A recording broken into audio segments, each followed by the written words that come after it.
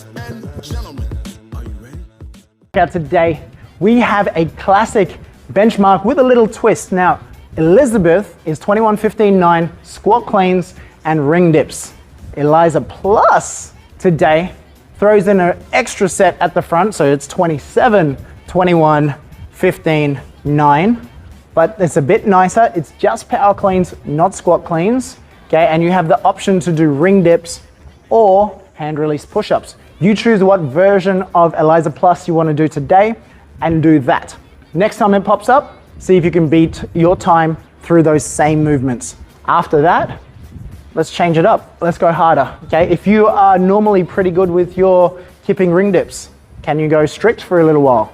Now the goal here is to move fast. This is a sprint style workout. It's just a little bit longer with that extra round of 27 thrown in at the front.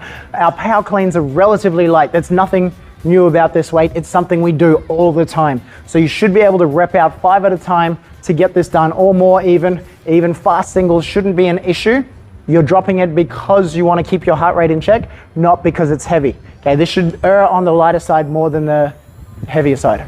With our ring dips or hand release push-ups, as we know with all pressing movements, once your press goes, it's gone. There's no coming back from it. Every rep after that is very, very hard. So I want you to attack this, breaking it up as you see fit, but always trying to keep 1 to 2 reps in the bank. So when you stop, you think, yeah, I could have done maybe 2 more reps. That's where you stop, quick catch your breath, get back on to that press, whether it's a strict ring dip, kipping ring dip, banded ring dip, hand release push-up, normal push-up, box push-up. Your choice of how you want to attack that workout. All right, so let's have a quick look at how this works. So we're going to come out and grab the bar and we're going to cycle a few reps through. So remember, with our positioning, we're coming through and we're getting that big hip drive to get that bar up overhead, up to our front rack. Here, we're catching it, tapping, and straight back up again. We're going to do a couple reps there. Okay, and then when we put the bar down, we're moving back over to the rings. Now, here you can see that I've got these rings a little higher than what most people like to. The reason for this is if I jump up on those rings and hang to the bottom of my dip position, my feet are still off the ground, okay? And this is really what helps you kip your way up, because you're not trying to get away from the floor, your feet hitting the floor. There's nothing there to distract you. So if I drop off again, you can see with the width of the bands, when I hold my fist and elbow up, the width of the bands is essentially the width of my fist to my elbow. Okay, so I'm jumping back in.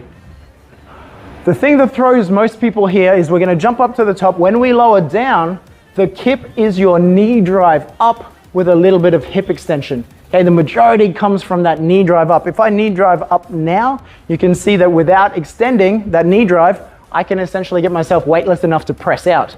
However, for most people, we need that hip opening again. So I'm going to come back down. I'm going to drive my knees up and then open my hips, and that creates an extra momentum to help get up.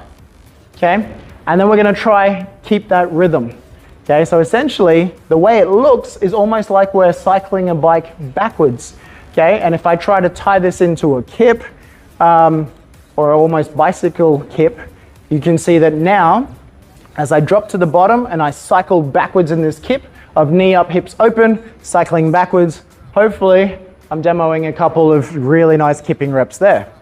Okay, thank you very much. Okay, so that's Eliza Plus. We're gonna have fun, we're gonna dip, we're gonna drive, we're gonna power clean. Yeah.